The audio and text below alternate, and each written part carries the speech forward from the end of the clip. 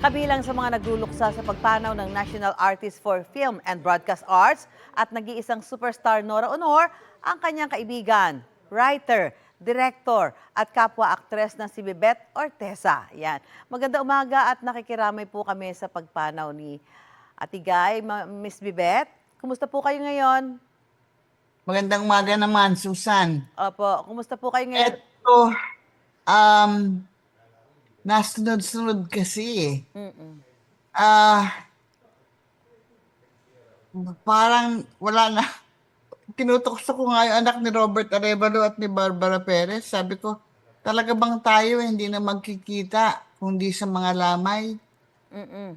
Nasunod-sunod. Tapos yung pinakamatindi, yung itong huli nga, itong kay Guy. I mean, alam mo, Susan, last month lang, nakalimang lamay ako. Sabi ko nga, paano naging bisita punerarya dapat yung bisita iglesia? Mm-mm. Miss, But yes, matagal ko nang kakilala si Nora, si Guy, kasi isa ko sa mga naging writers nung kanyang Makulay na Daigdig ni Nora, mm-mm. nung araw pa. Mm-mm. Nagsimula kasi ako bilang writer sa KBS. Pagkatapos noon, meron kaming, nasa News and Public Affairs Department ako. And then I would, may curfew kasi noon eh. Mm-mm. So, pag nag edit kami, alam mo na, Mm. gawain mo yun dyan. Pag nag edit kayo ng mga material, inaabot kami ng gabi, nakakapag-ikot ako sa mga studio. Nung araw kasi sa RPN, KBS, ang mga comedy shows sa umaga, yung kila Pugo, kila Mm. Patsy, ganyan. Tapos, ang sa gabi, yung mga drama shows. Oo. Mi- John and Marcia lang ang comedy show na tinitape sa gabi and even then 10:30 tapos na sila. Pero pamorningan yung mga yung mga drama shows Drama. at oo, Mm. mga kaibigan kong EP, Mm. kinuha ako dahil nandun ako nag-editing bago ako nagkaroon ng konting pangalan. Ako palagi yung kung hindi sekretarya, yung doktor na lumalabas ng clinic na Mm. nagtatanggal ng stethoscope at umiiling, yung mga Oo. ganon. Oo. And that's where I met with, I met Nora Oo. Honor. Miss Bibet, kailan niyo po huling nakita o nakausap si Ate Guy? Nanood siya ng play na ginawa namin ni Carlito sa Cultural Center. Naroon siya. Pinost nga ni Carlitos yung picture nila na magkatabi.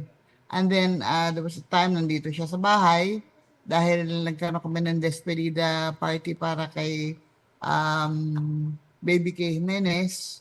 Andito siya. Andito rin nung araw na yun si Manang Inday, Susan Roses, Tempe Padilla, Mhm. sila Boots Anson. So she was here. And, you know, true to form, Mm. di kinumbida kasi nga siya si Baby K, no? Kaibigan niya yun. Maming konti, andito na mga ibang bisita. Sabi sa akin ng driver ko, Ma'am, parang sinura-una po yata yung nasa labas sa taxi. Mm. Nagulat ako. This is about mga 1917, 18, 2017, 2018, mga ganyan. Lumabas ako. Ano, okay. Ba't di ka pumasok? Ba't di ba sinabing wala kang masakyan? Sana pinasundo kita. Oo. Mm. Ba't niya? Ayoko makaabala eh. I mean, can you imagine? Oo. At bilang katrabaho niyo po sa industriya, paano po magtrabaho ang isang Nora Honor? I've Ah, done, as an actress, 2 movies ang ginawa namin together. Mahal Mong Mahal Ko sa Baguio, na ang kasama si Tirso at saka si Christopher De Leon. Ang mga supports ako, Rosemary Hill was there, Lily Miraflor, Sandy Garcia, mm. and then Little Christmas Tree with FPJ and Chichay. Yun bilang artista. But nung nag-artista na ako, dun sa ibang scripts na sinusulat ko, for her, natanong ko siya isang beses. Sabi ko, paano ka nagko-concentrate, sabi ko, sa isang eksena, yung emosyon, paano mo nahahawakan? Tapos, wala. Sabi niya, nakafocus lang ako, nakatuon lang ako, kumbaga. Mm. Sabi ko, ibig mong sabihin, kahit anong gawin ko, hindi ka madidistract sa eksena, kahit heavy yung eksena, tapos dinidistract kita, talagang ibibigay mo pa rin. Sabi niya, hindi. Sabi niya, hindi. Sige, gusto mo, try natin. Yung camera dito sa likod ko, Oh. camera nasa kanya. Yung eksena niya mabigat, yung talagang, yung, Heavy, yung, heavy. oo, yung talagang mag-aangat siya ng mata, tapos hindi mo alam ang sila sa iyo. And then she breaks down. Ako, ang ginagawa ko ganito. Dinidistract mo talaga, oo. Pero Alam hindi. mo, alam mo, Susan, hindi siya na-distract. Binigay pa rin niya yung kailangan ng eksena. Umiyak pa rin siya.